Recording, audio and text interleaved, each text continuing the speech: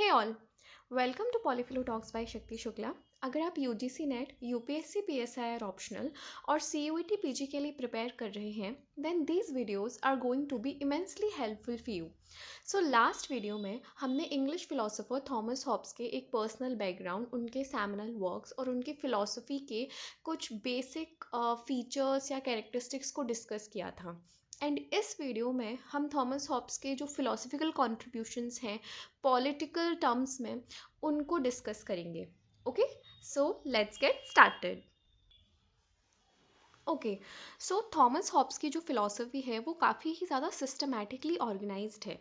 Okay, और इस video में हम उसे स्टेप बाय स्टेप कवर करेंगे। लेकिन आगे बढ़ने से पहले आपके लिए जानना ज़रूरी है कि इससे पहले जब हम एंशंट पॉलिटिकल थॉट की बात करते हैं, जिसमें वेस्टर्न क्लासिकल फिलॉसफी आता है, और उसके अंदर भी ग्रीक पॉलिटिकल फिलॉसफी जिसमें सोक्रेटिस, प्लेटो एंड एरिस्टोटल की जब बात होती है, तो उस फिलॉसफी में स्टेट को एक नेचुरल एंड मॉरल एंटिटी माना जाता है, राइट, जो basically law and order maintain करेगी और लोगों को एक वर्चुअस लाइफ लीड करने में हेल्प करेगी।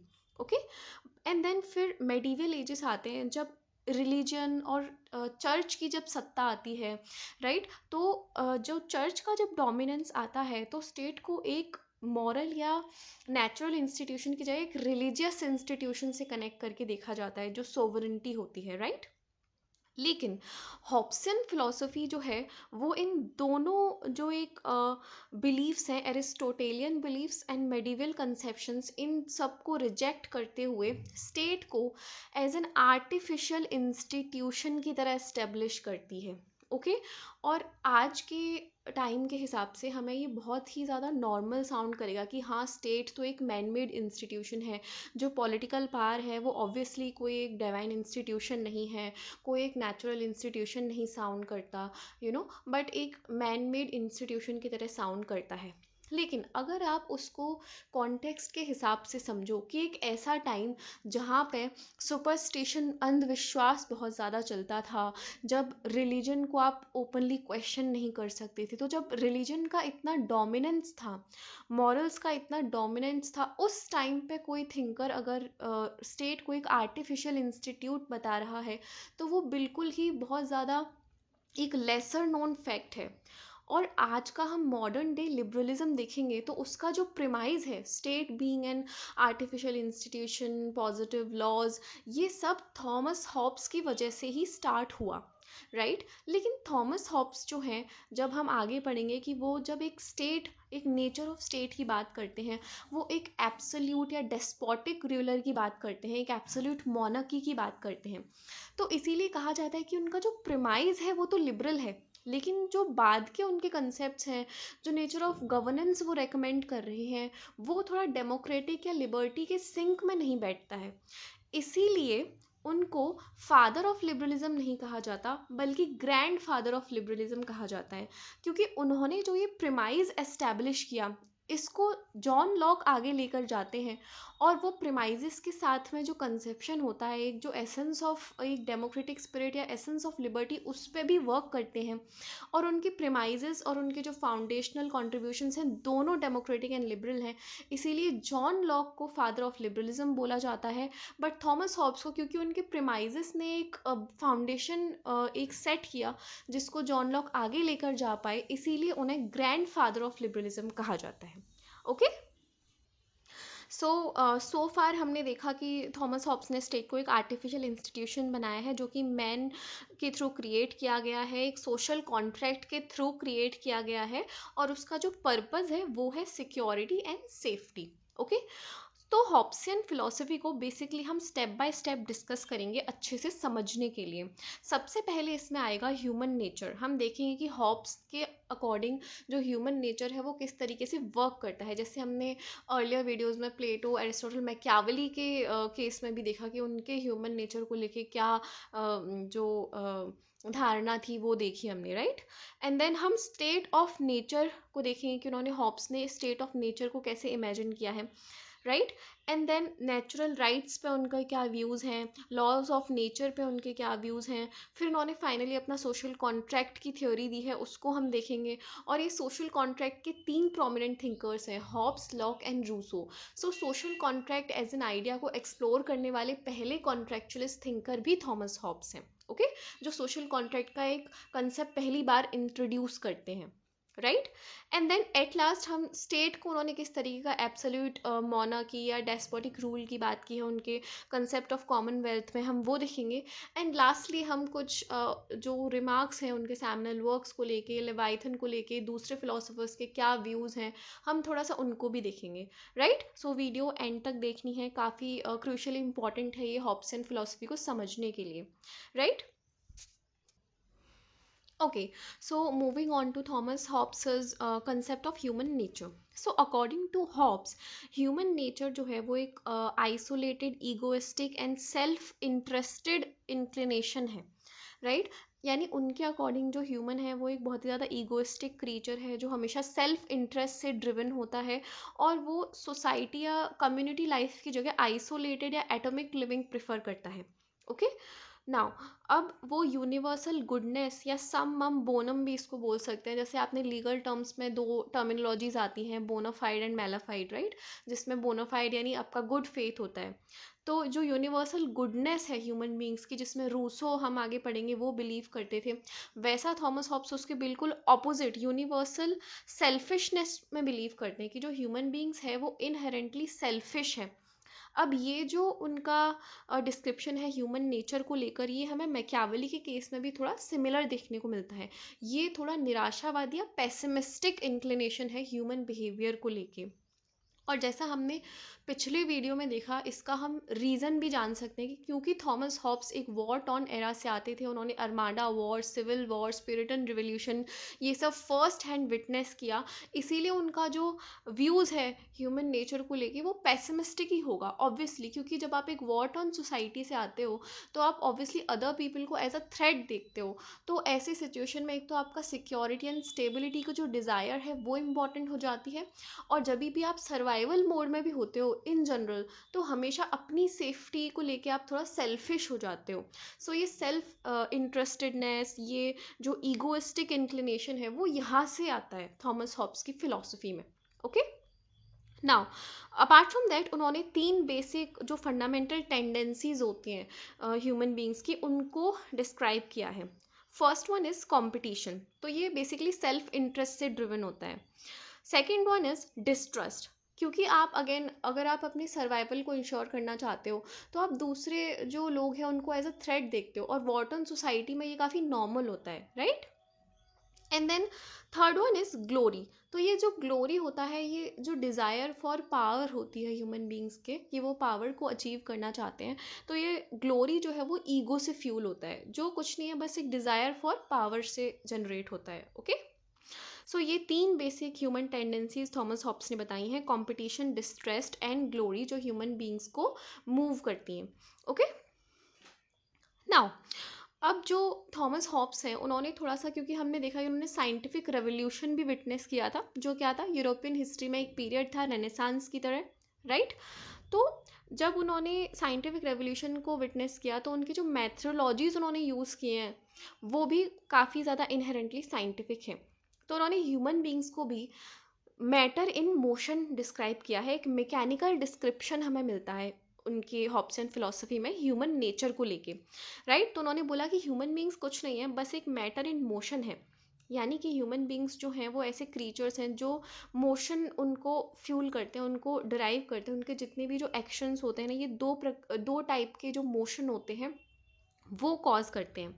पहले होते हैं वाइटल मोशन, तो ये वाइटल मोशन को वो इतना इम्पोर्टेंस नहीं देते हैं। इसमें मोस्टली आपके बायोलॉजिकल एक्शंस आते हैं, जैसे आपका नर्वस सिस्टम है, आपका जो कार्डियोवैस्कुलर सिस्टम है, तो ये एक तरीके से आपको अलाइव रखने में, ज़िंदा रखने के लिए अपना काम करता रहता है। तो ये वाइटल मोशंस, यानी इनके बिना तो आप सर्वाइव कर ही नहीं सकते, ये आपको ज़िंदा रखने के लिए इम्पॉर्टेंट है। बट उसके बाद में वॉलेंट्री या साइकोलॉजिकल मोशंस आते हैं, जिस पे थॉमस हॉब्स ने काफ़ी एम्फेसाइज किया है। और ये जो मोशंस होते हैं, यानी कि जो हम एक्टिवली, हमारा जो एम्बिशन होता है, डिज़ायर्स होता है, ये सारे जो एलिमेंट्स हैं, ये गवर्न होते हैं इन साइकोलॉजिकल मोशन से। और मोस्टली ये ईगोइस्टिक जो हमारी टेंडेंसीज होती है उससे ड्रिवन होते हैं। तो इसीलिए इस कंसेप्ट को साइकोलॉजिकल ईगोइज्म भी कहा जाता है, राइट। तो हॉब्स का जो अप्रोच है ह्यूमन नेचर की तरफ, उसमें ये एक टर्मिनोलॉजी है साइकोलॉजिकल ईगोइज्म। जैसा कि हमने मैकियावेली में डिस्कस किया, वो एक यूनिवर्सल ईगोइज्म बोला जाता है, उनका जो परसेप्शन है। और थॉमस हॉब्स का ये जो परसेप्शन है, इसे साइकोलॉजिकल ईगोइज्म बोला जाता है, क्योंकि इसके जो रूट्स हैं वो इनहेरेंटली साइंटिफिक हैं। Okay, now moving on, let's quickly get to the concept of state of nature and natural right. Okay, so state of nature की अगर हम बात करें तो ये एक इमेजिनरी थॉट एक्सपेरिमेंट है। ओके, इसका कोई हमें हिस्ट्री में एविडेंस नहीं मिलता कि ऐसा सच में हुआ होगा, कि स्टेट कैसे इवॉल्व हुआ। सो स्टेट ऑफ नेचर बेसिकली क्या है कि मान लीजिए आप अभी स्टेट को समझना चाहते हैं, राइट, कि जो हमारा नेशन स्टेट का सिस्टम है, या स्टेट एज ए ये जो कंट्री वाला सिस्टम है, वो कैसे आया। तो इसके लिए एक बेटर तरीका है इमेजिन करने का कि ये स्टेट नहीं था तब सिचुएशन कैसी थी। क्योंकि जब हम उस सिचुएशन को समझेंगे, तब हम इस कंक्लूजन पे आएंगे कि हमें स्टेट की ज़रूरत क्यों पड़ी, राइट। तो इसके लिए हमें वो एक सिचुएशन थॉमस हॉब्स इमेजिन करने को बोलते हैं जहाँ पे स्टेट था ही नहीं। तो उस सिचुएशन को इन्होंने स्टेट ऑफ नेचर बोला है। ओके, तो स्टेट ऑफ नेचर में जो ह्यूमन बींग्स हैं या मैन है, उनकी लाइफ कैसी है उन्होंने बताया है। तो वो कहते हैं कि the life of man in state of nature is solitary, यानी कि isolated, poor, nasty, brutish and short. Okay, और इसका रीज़न जो है वो साइकोलॉजिकल ईगोइज्म है, राइट। और ये जो स्टेट ऑफ नेचर है, ये प्री पॉलिटिकल है, प्री सोशल है, यानी कि उस टाइम पे कोई भी सोसाइटी जो हम करंट डे में देखते हैं वो नहीं हुआ करती थी। जो पॉलिटिकल अरेंजमेंट्स हम देखते हैं वो भी नहीं होते थे, उनसे जो पहले की लाइफ थी।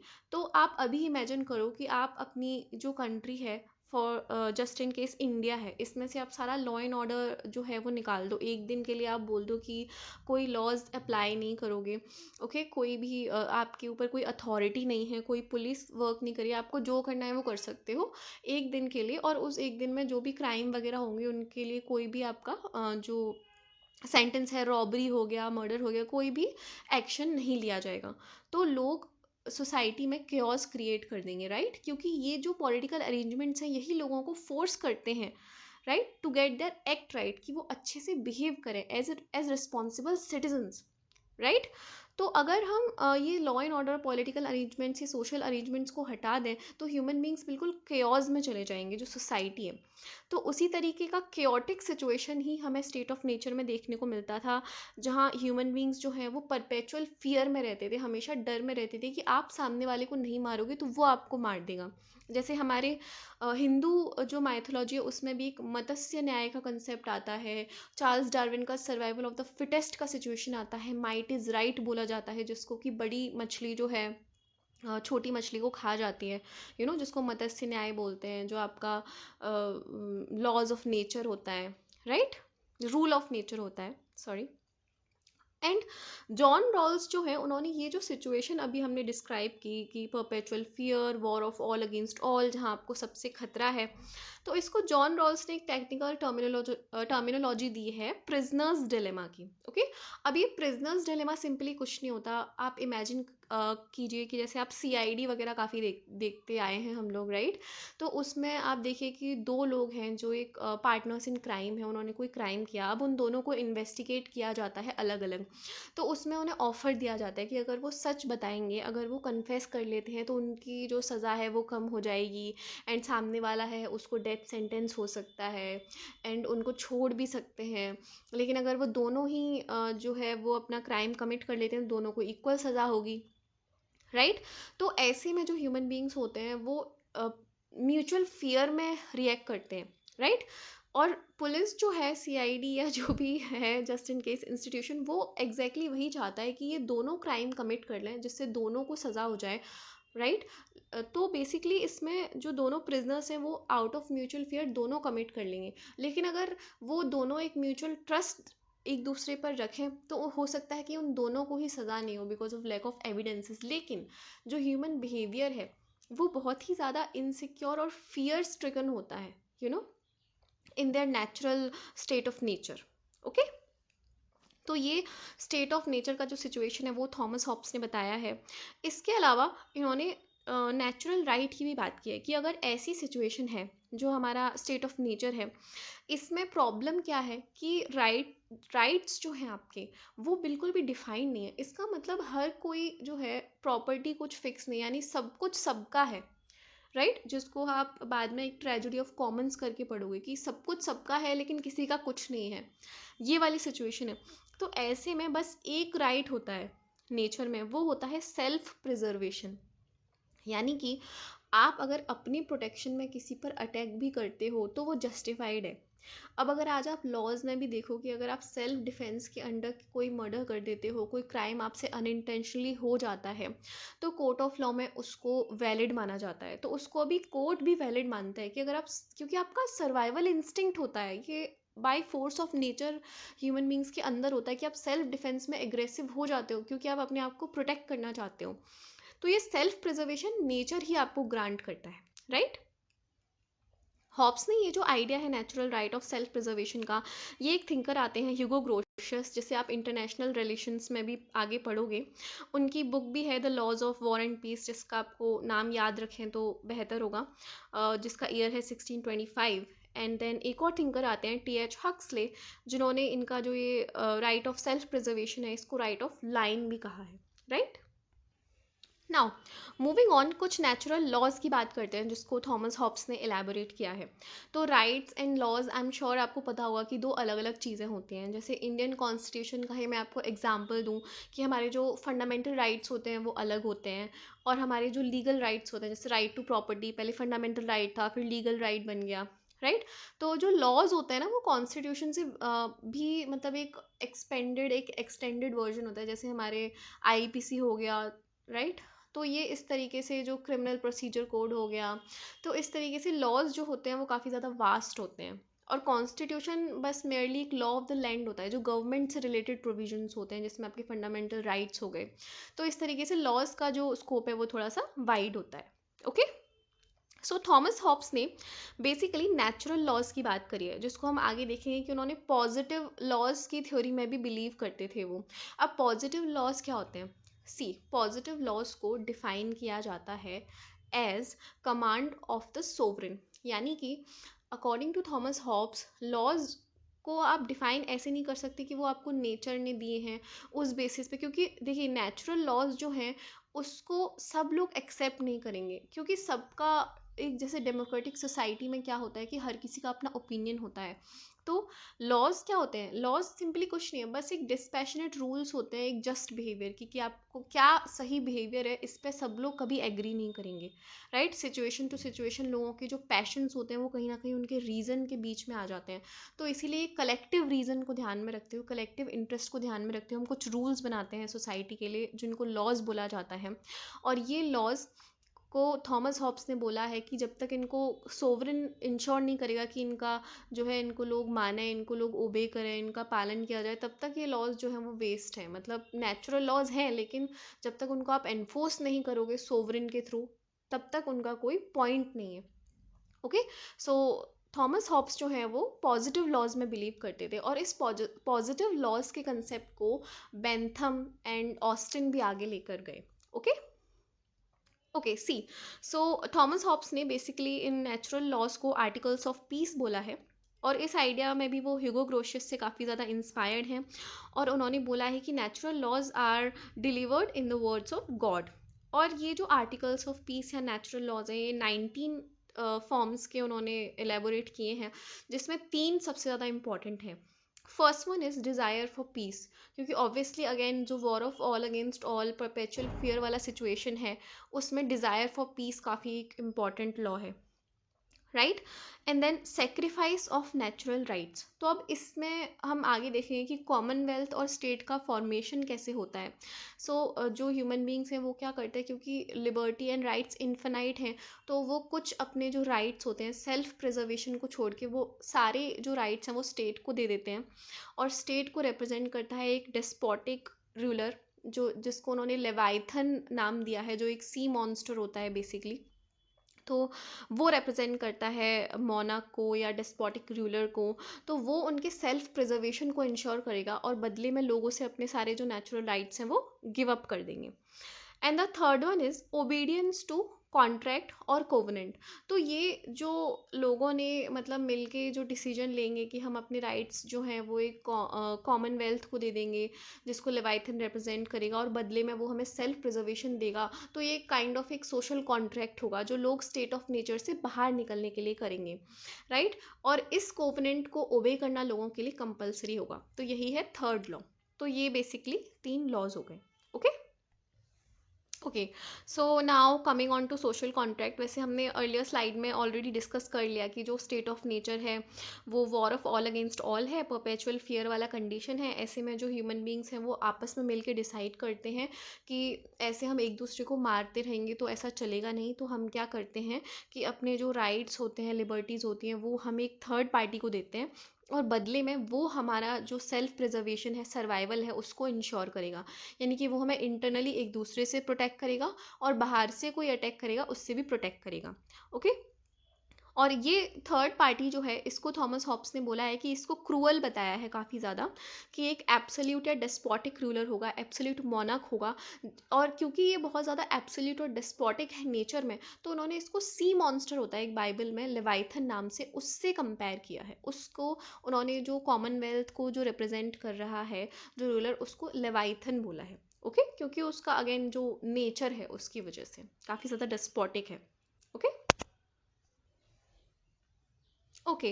सो हमने ऑलमोस्ट थॉमस हॉब्स को पूरा कवर कर लिया है, स्टेप बाय स्टेप उनकी जो भी फिलोसफी थी ह्यूमन नेचर से state of nature, then social contract and commonwealth, natural rights, natural laws. Okay. So अब कुछ की टेक अवेज हैं जो काफ़ी एग्जाम्स में पूछ लिए जाते हैं, राइट। तो काफ़ी ज़्यादा टेक्निकल है नेचर में, जैसे हॉब्स का जो स्टेट ऑफ नेचर है, और हम आगे पढ़ेंगे कि स्टेट ऑफ नेचर लॉक ने भी दिया था, तो दोनों में क्या डिफरेंस है वो हम आगे अगेन डील करेंगे सेपरेटली। बट थॉमस हॉब्स की क्योंकि बात चल रही है तो हम यहाँ डिस्कस कर लेते हैं कि थॉमस हॉब्स का जो स्टेट ऑफ नेचर है वो प्री सोशल है एंड प्री पॉलिटिकल है। यानी कि जो स्टेट ऑफ नेचर वाली सिचुएशन बताई है उन्होंने, वो सोसाइटी से भी पहले की है, और जब स्टेट तो ऑब्वियसली नहीं होता था, वो स्टेट ऑफ नेचर से निकलने के लिए ही लोग सोशल कॉन्ट्रैक्ट पर साइन करते हैं। ओके। अब ये जो सोशल कॉन्ट्रैक्ट है, क्योंकि ये pre social and pre political था स्टेट ऑफ नेचर, तो जो सोशल कॉन्ट्रैक्ट आया तब उससे दोनों चीज़ें आई, एक तो सिविल सोसाइटी आई और कॉमनवेल्थ की फॉर्म में स्टेट या पॉलिटिकल अरेंजमेंट्स आए। ओके। एंड देन हॉब्स ने जो ये कॉमनवेल्थ या नेचर ऑफ गवर्नेंस बताया, नेचर ऑफ रूल बताया है, वो एब्सोल्यूट मोनार्की को उन्होंने प्रेफरेंस दिया है इंस्टेड ऑफ एरिस्टोक्रेसी, जो उस टाइम पे काफ़ी प्रेवलेंट था। ओके। एंड देन हॉब्स का ये जो लेवाइथन है या सॉवरन है या रूलर है, ये इस कॉन्ट्रैक्ट का पार्ट नहीं है। ये बहुत इंपॉर्टेंट पॉइंट है। इसका मतलब ये है कि ये जो सोवरेन है वो लॉ से ऊपर है। यानी ये जो जितने भी लॉज बनाएगा लोगों को प्रोटेक्ट करने के लिए, लोगों का सेल्फ प्रिजर्वेशन इंश्योर करने के लिए, इसके ऊपर अप्लाई नहीं होंगे, बट ये अप्लाई करेगा लोगों के ऊपर। ओके। एंड देन ऐसी क्या सिचुएशन आएगी कि जब लोग इसके, अगर मान लो कि वो ये जो रूलर है लेवाइथन है कॉमनवेल्थ है उसके अगेंस्ट अगर उन्हें कोई प्रॉब्लम है तो वो इश्यूज़ को रेज नहीं कर सकते, यानी कि वो रिवॉल्ट नहीं कर सकते। बट वो एक ही केस में रिवॉल्ट कर सकते हैं, और वो है कि जब उनका सेल्फ प्रिजर्वेशन है वो इंश्योर नहीं किया जा रहा हो, उनकी सिक्योरिटी को थ्रेट हो। क्योंकि सी ये बहुत थॉमस हॉब्स की जो फिलॉसफी है उसमें लॉजिकल पॉइंट है, क्योंकि लोगों ने सोशल कॉन्ट्रैक्ट साइन ही इसलिए किया है कि उनको सेल्फ प्रिजर्वेशन चाहिए, सिक्योरिटी चाहिए।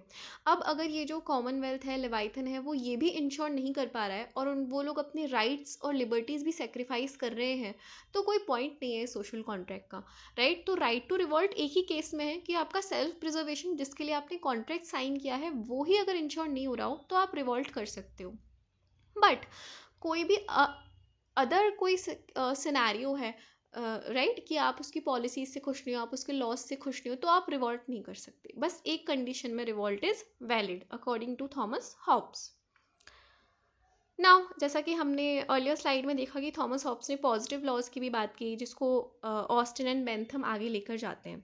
सो we have discussed this already. Okay okay, so moving on, हम कुछ लेवाइथन को, क्योंकि ये बहुत ही ज़्यादा, एक तो उन्होंने स्टेट को एज एन आर्टिफिशियल इंस्टीट्यूशन बता दिया, जो कि बिल्कुल ही मेडिवल और एंशंट एरिस्टोटेलियन बिलीफ से बिल्कुल हटकर उन्होंने कंसेप्ट दिया।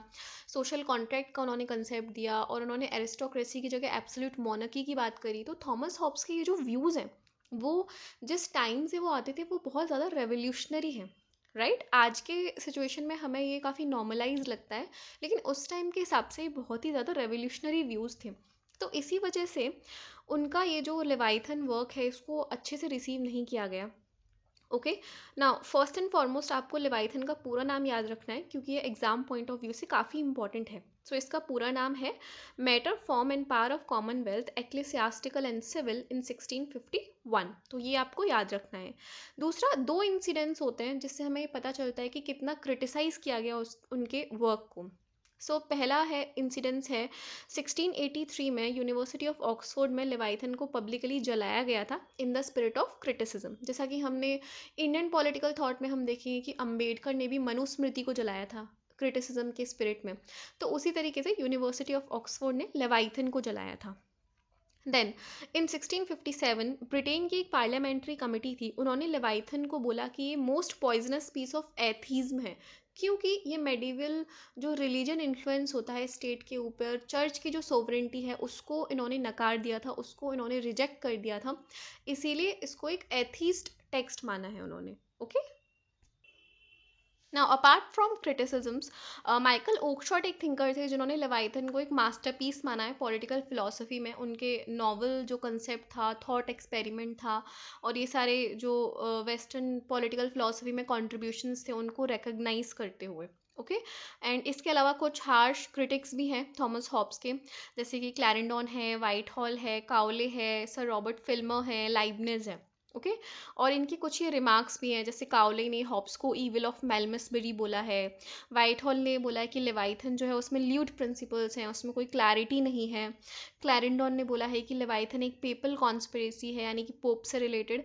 एंड ये ओलिवर क्रॉमवेल जो प्यूरिटन रिवोल्यूशन में बेसिकली राउंड हेड्स को लीड कर रहे थे, पार्लियामेंटेरियंस वाले फैक्शन को लीड कर रहे थे, उनके लिए बोला है कि ये ओलिवर क्रोमवेल को बेसिकली उनकी चापलूसी में लिखा गया है, ये जो लेवाइथन है, ऐसा क्लैरेंडॉन कहते हैं। Okay, so let's call it a day, काफ़ी ही लॉन्ग सेशन था, but I hope you enjoyed it, and please like share subscribe for more videos like this.